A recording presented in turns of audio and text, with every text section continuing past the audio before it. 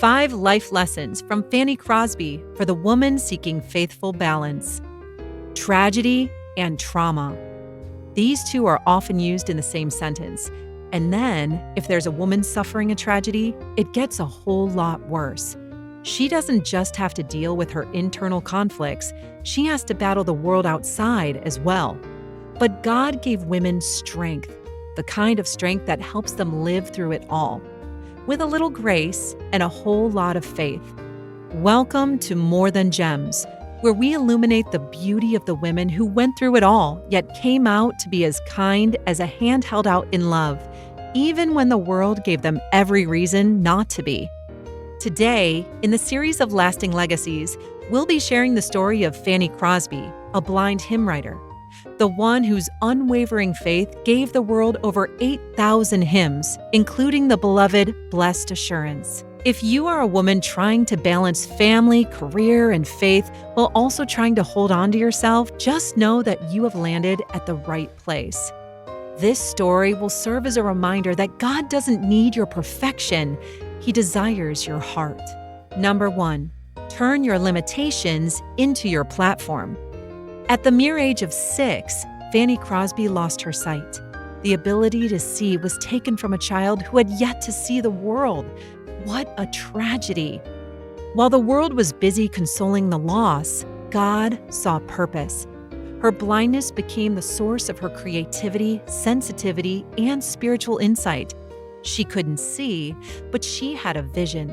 The vision to make the world a better place for those who could see, for those who could hear, and for those who could feel. One woman's tragedy turned into a source of solace for many.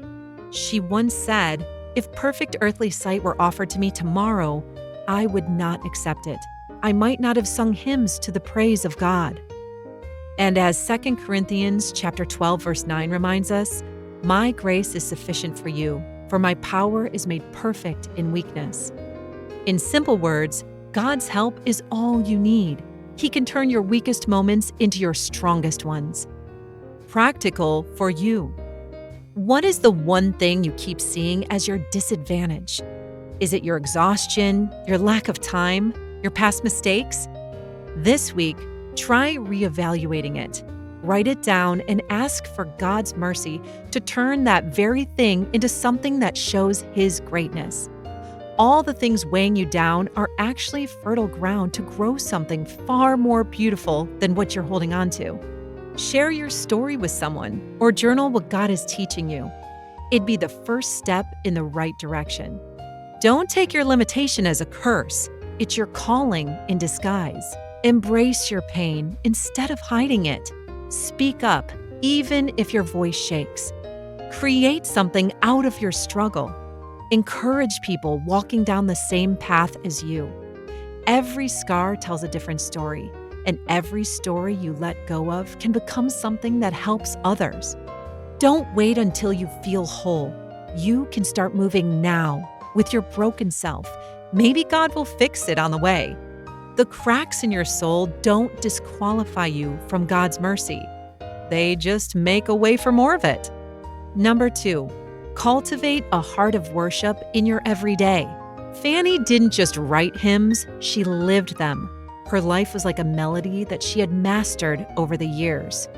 She once said, "It seemed intended by the blessed providence of God that I should be blind all my life, and I thank Him for the dispensation." She had such a strong belief in God's mercy that she never thought that He had wronged her by taking away her sight. She simply saw it as His way of showing love to His servants. Every single day, she would thank Him for it. Imagine waking up to utter darkness and still being grateful. What an ultimate level of faith this lady had attained. Psalm chapter 34, verse 1 declares, "I will bless the Lord at all times. His praise shall continually be in my mouth." Practical for you. You don't need a stage to worship.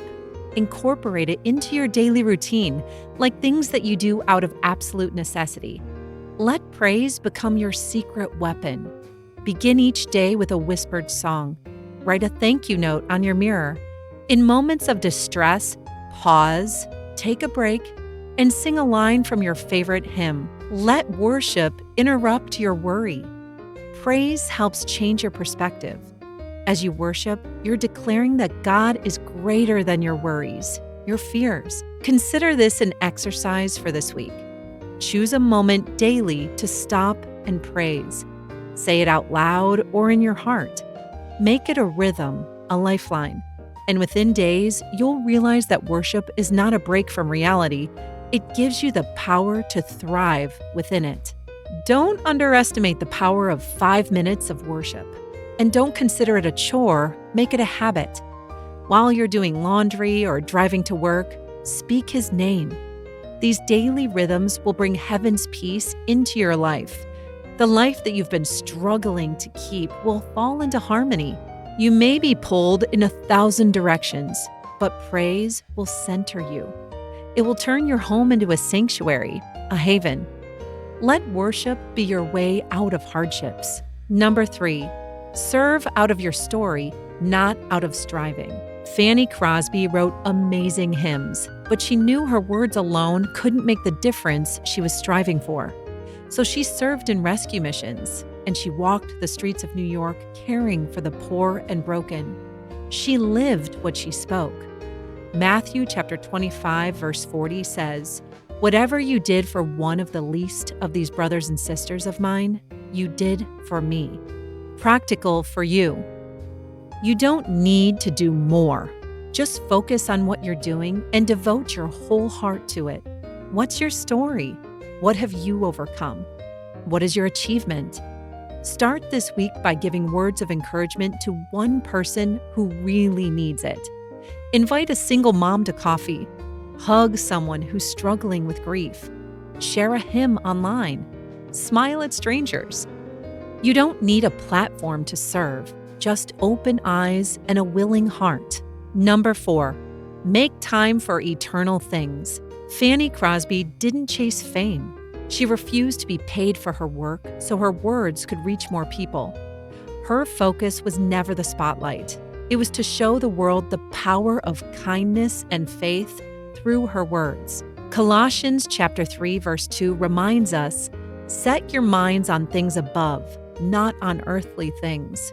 Practical for you.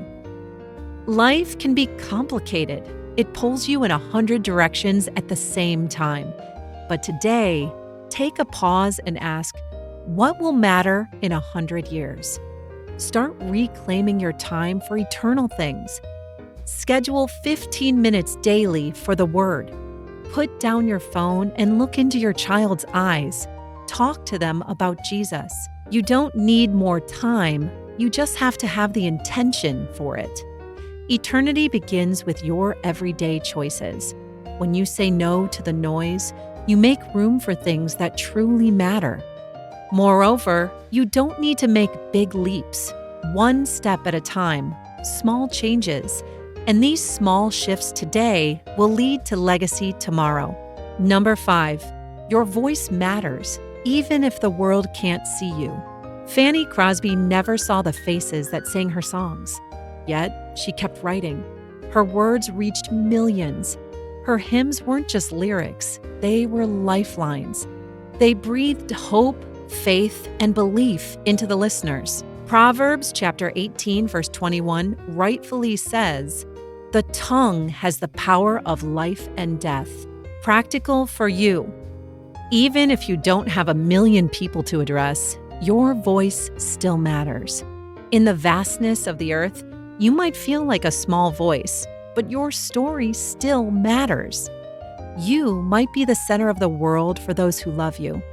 Every word of faith can become a source for someone else's breakthrough. Don't restrict yourself to believing that you can't make a difference. You can.